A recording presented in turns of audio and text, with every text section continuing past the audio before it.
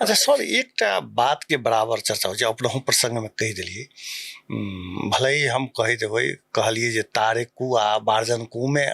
सेहो बहुत रास अंतर भेटे छे,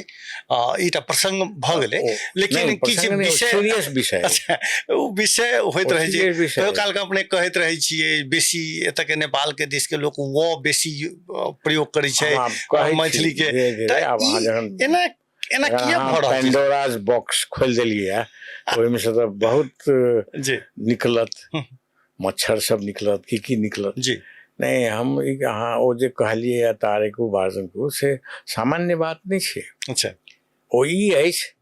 जे ओ तो स्वर से संबंधित बात है। आब कतेक सीरियस अहाँ के ऑडियंस है से अहाँ जानू, हम कतेक दूर धरि जाई, शास्त्र में से हमरा दिक्कत भ रहल है, किया त हमरा बुझल नहीं जे एकर श्रोता के छथि, प्रयोक्ता के छथि अहाँ के नहीं, तो बहुत गंभीर विषय कहला पर कने ठीक इतिहास छे, ई 100 वर्ष के बादो जे छे ई इंटरव्यू के उपयोगिता भ सकै छे, अनुसंधान करता के लेल बुझल, तथापि ऑडियंस के ध्यान में राख के बाजय पड़े छे,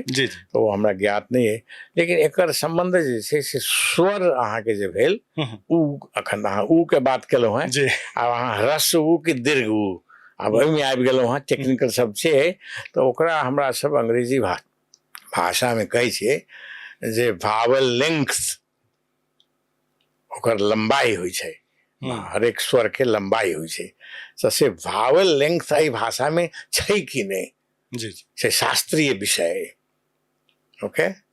अंग्रेजी भाषा में या आन संस्कृत भाषा में, आन भाषा में अहाँ यदि